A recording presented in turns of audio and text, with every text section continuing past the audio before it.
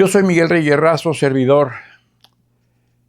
Con frecuencia escuchamos que en plática muy íntima, en una suerte de confesión o en una suerte de repaso de la vida, el sujeto suele decirse: tuve que enfrentar un momento crucial, era mi última oportunidad, sentí que me llegaba mi último minuto, que estaba a punto de fracasar, que estaba a punto casi de desear la muerte o de huir, de salir de mí mismo porque estaba a punto de fracasar y solo tenía ante mí un horizonte muy oscuro, muy incierto, a que contribuía a alimentar mis dudas, a aumentarlas, a desesperarme, en fin.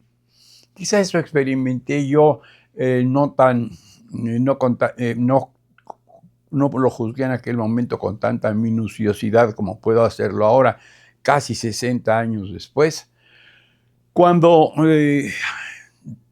frustrado, desconsolado, después de una carrera muy exitosa como representante de varios laboratorios farmacéuticos prestigiados, que me habían remunerado muy bien, que me habían estimulado grandemente, que me habían hecho conocer, me habían permitido conocer y desentrañar y apreciar el gran valor del trabajo, el aporte del ser humano a un trabajo y amar esa actividad, el trabajo, esa suerte de gran tarea que todo ser humano ha de desarrollar, así sea a regañadientes. Es muy frecuente escuchar a aquel que dice: pues ni modo, no estudié, pues tengo que trabajar. No, pues ya ves, hombre, la condena, el trabajo, ganarás el pan con el sabor de con el sudor de tu frente. No, el trabajo es muy duro, me mato trabajando y no la veo llegar. No, no, no sirve para nada. Ya quiero aventar el arpa, no quiero saber nada más de esto. Muchas personas hablan así, piensan así, y quizás en un momento dado yo sentí, no en el extremo, pero sí en un momento crucial. A los 27 años yo tenía 2 hijos y algunas dificultades familiares y se estrechaba mi horizonte laboral.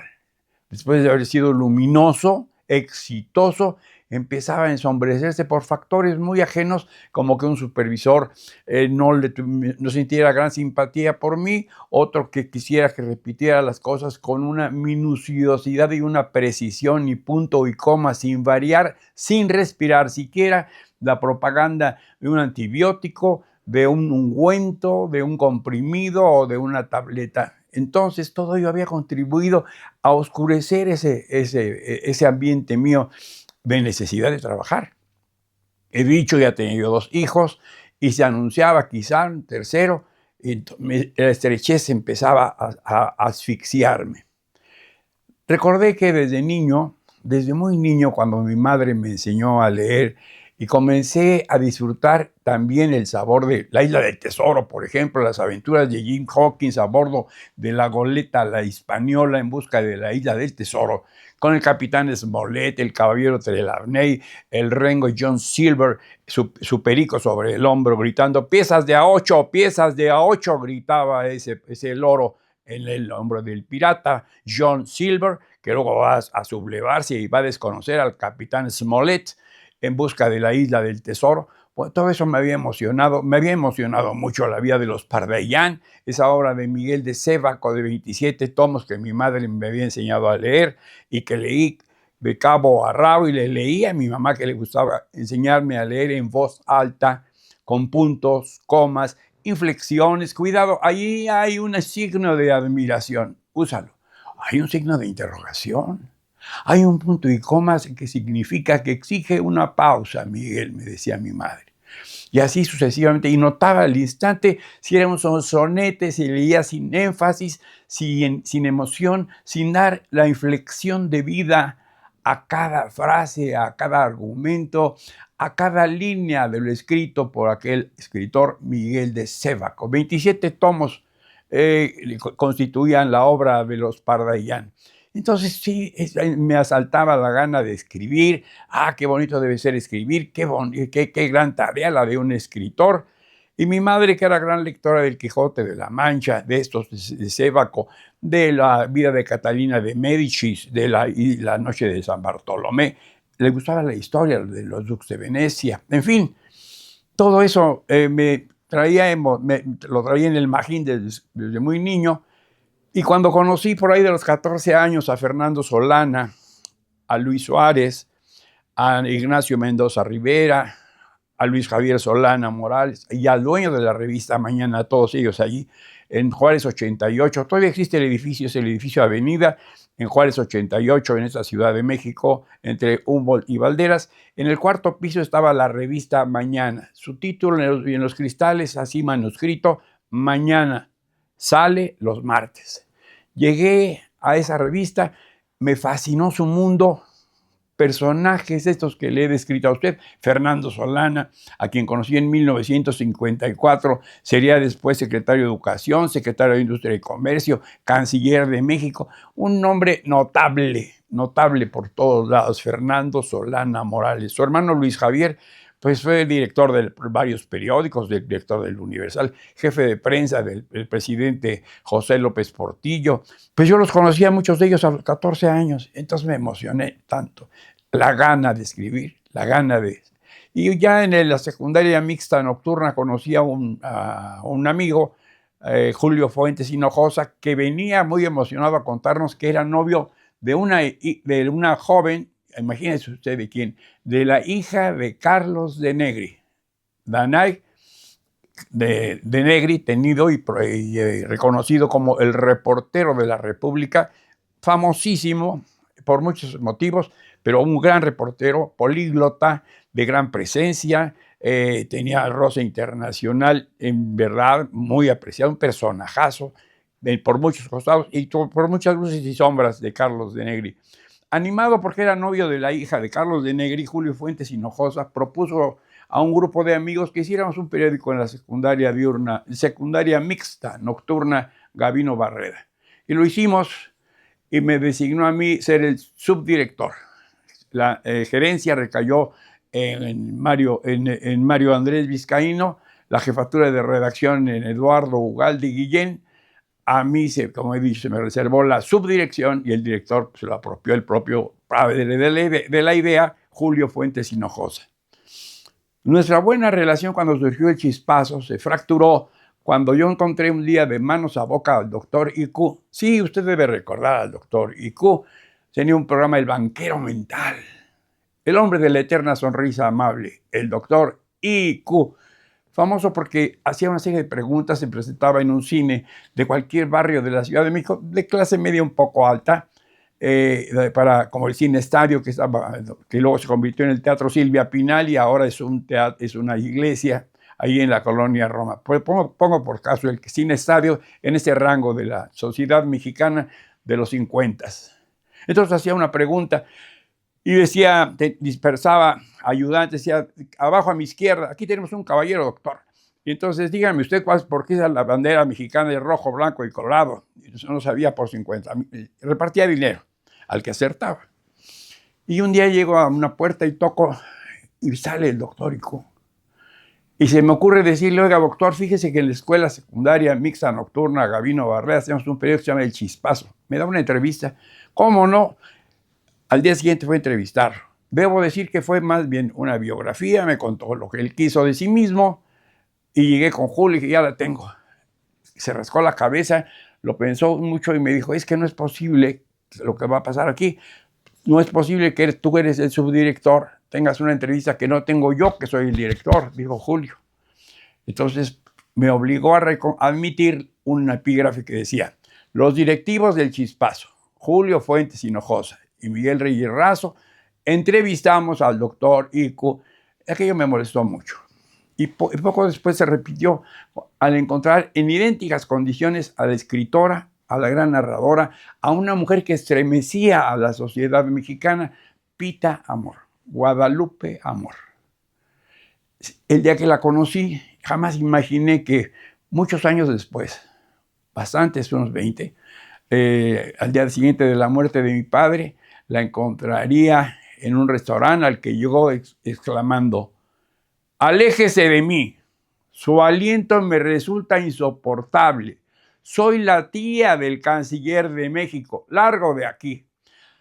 Ante tal espectáculo, el dueño de aquel restaurante, Miguel Ángel Ortega, el dueño del restaurante Pasí, exclamó: ya está de nuevo aquí esta vieja loca.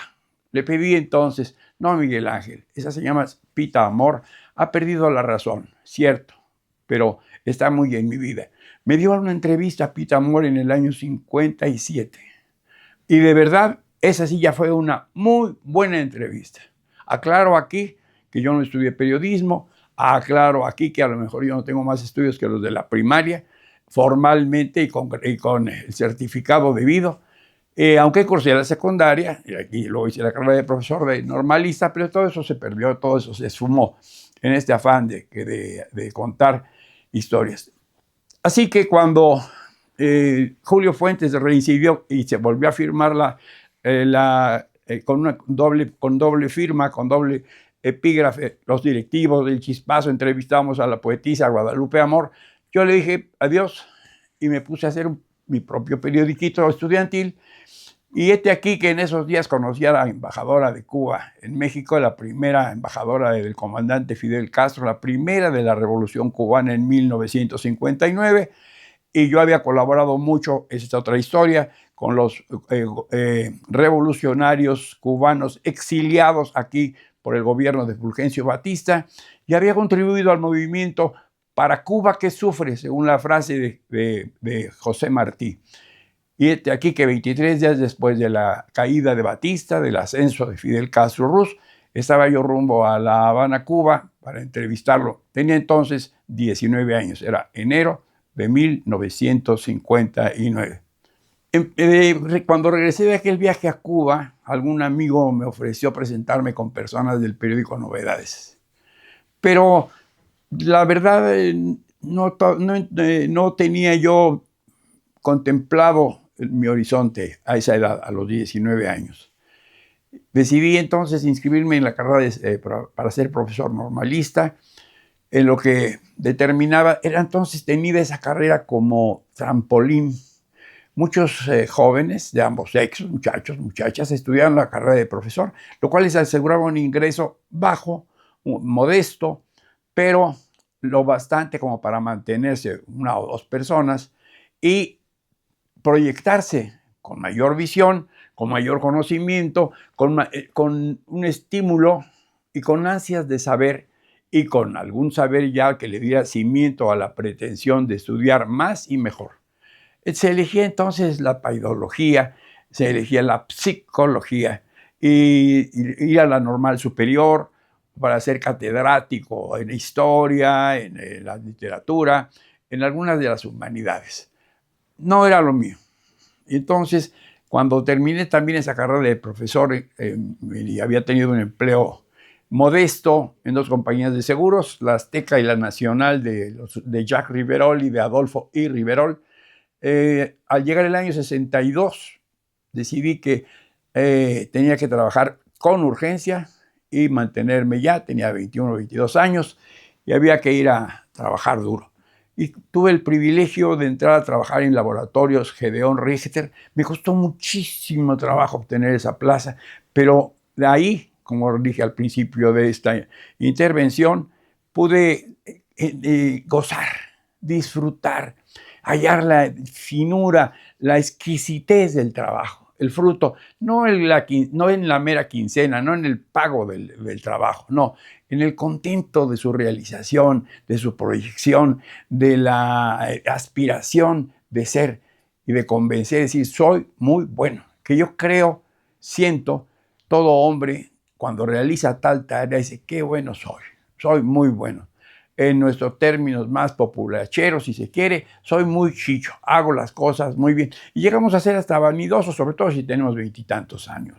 Y entonces, y en serio, se deja una huella, en serio, una frase de venta, un buen aprendizaje de las propiedades de un producto. Como vendedor aprendí a decir la verdad de nuestros productos. Se nos enseñaba a decir estrictamente la verdad. No podíamos deturpar nada más porque sí, y nada más en ninguna forma los productos de la competencia. Antes, al contrario, hasta elogiar al cliente por tener tan buen gusto y tan refinada inclinación. Magnífico producto, qué bueno que usa usted eso. Sin embargo, el nuestro le ofrece, además de todo eso, que es muy bueno, y por eso lo respetamos, este es nuestro añadido que le convendría, por ello le convendría a usted cambiar de marca. Así con los productos de medicamentos que ofrecíamos entonces en Gedeón Richter. Actitud que me atrajo la atención de varias empresas, entre otras Merrell, que tenía una línea popular que era Cepacol, Colantil, Colantil Gel. Tardamos como 6-7 meses en negociaciones y finalmente dejé Richter, me fui a Merrell. Ya el ejercicio no resultó tan bonito porque me mandaba a una plaza muy difícil donde detestaban a los capitalinos y que me recibían en un estado norteño diciendo: ah, no, usted viene de tierra de rateros. Los de Chilango son muy rateros, todos son rateros. Usted, muy difícil, una gran hostilidad, muy evidente, manifiesta, hiriente, molesta, irritante, que nos trataran con todo y la presentación y representación de una firma muy importante en el mundo, Merrell National. Aquí éramos muy mal vistos los capitalinos. Luego, unos meses después, entré a Pfizer, una de sus divisiones, JB Roerich, donde me fue muy bien de nueva cuenta, pero también se angostó mi camino. Así es. Por eso le decía yo que ya a mediados de 1967 estaba en una encrucijada. ¿A dónde iría? ¿Qué sería de mí? Tenía entonces algunos amigos, algunos profesores muy exitosos, amiguitos de mi edad, que desde niños habían demostrado ser poco menos que genios o muy estudiosos o muy aplicados, o niños de clase más o menos acomodada que no habían tenido la urgencia de trabajar y podían haberse dedicado con mayor amplitud a sus estudios. De suerte que a uno de ellos, en una plática aquí en la esquina de Gutenberg y Michelet, aquí en la Colonia del Sur, le dije: yo ya no voy a vender medicinas. ¿Qué vas a hacer entonces? Me dijo: voy a escribir. Y escribí un cuento. Fui a una tienda, una miscelánea, compré un cuaderno invierno. ¿Cómo se llamaban esos cuadernos? Ahorita me voy a acordar. Y me puse a escribir, fui a una fiesta de artistas. Tenía un amigo que en aquel entonces quería ser productor de cine y quería saber de cine y estudiar cine formalmente en la universidad que se llamaba Bosco Arrochi Cueva. Y me invitó a una fiesta, un cóctel que daban ahí en Cinefoto, en la calle de Nápoles, en la colonia Juárez. Y ahí vi a Julián Pastor, era una exposición, algo de música psicodélica y algo de los rumores de ese año. Algunos hablaban ya del LSD, de chochos, de viajes. Y yo estaba contento, imaginísimo a ello, y escribí un relato. Escribí un relato en ese cuaderno. Conseguí una máquina de escribir, lo pasé a la máquina, lo volví a pulir, lo escribí 3 o 4 veces y decidí que lo llevaría a buscar, y me iría a buscar a un escritor a quien admiraba mucho desde hacía mucho tiempo, llamado Luis Spota, reportero de Excelsior, a quien yo admiraba por sus programas en televisión y por los libros que había leído de él. Cuando le dije a mi amigo Bosco que iba a ir, me dijo: ¿ya lo conoces? No, no lo conozco, pero voy a conocerlo. Y me fui a esperarlo al Heraldo de México durante varios días. Era el responsable del suplemento cultural del Heraldo de México, donde estaba Alejandro Jodorowsky, donde estaba Héctor Anaya, donde estaba el gran amigo de Buñuel, Pepe de la Colina, donde estaba un colombiano que hablaba sobre cosas esotéricas, que era René Rebetés, estaba Margot Glantz, escritora judía, etcétera. Era un grupo muy amplio. Y yo llegué buscando a Luis Spota para entregarle mi relato. Durante varios días lo esperé. Su secretario me impedía hablar con él. Tiene muy mal carácter, Luis, no le gusta que lo aborden. No, imposible, no te dejo que lo veas. Se había negado hasta que lo encaré. Y llegué y le dije: maestro, pues yo lo admiro mucho.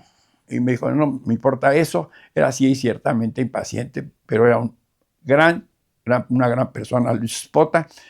Tuvimos un relato breve. ¿Qué quieres que yo escribir? ¿Traes algo? Sí, dámelo. Se lo entregué. Y me le dio a Dora Magda, su secretaria, que le deje sus datos. ¿Cómo te llamas? Fulano. Que se los deje fulano, sus datos. Le di el teléfono, el 161593. Dora Magda, su secretaria, me dijo: es el de su casa. No, le dije: es de una miscelánea, pero de ahí me van a hablar. Me llaman para traspasar la comunicación. Y eso ocurrió unos días después. Le hablan a Miguel, salí corriendo y llegué otra vez a San Miscelánea, la Guerrerense. Gracias, don Isaías, le dije al dueño. Bueno, soy Spota, mano. Es muy bueno tu cuento, te lo voy a publicar. Vente para acá. Así entré al periodismo. Por eso digo, y lo publicó. En el siguiente número del Heraldo, junto a Jodorowsky, junto a De la Colina, junto a Arcaraz, junto a López Moctezuma, ya estaba ahí Miguel Reyes Razo, servidor.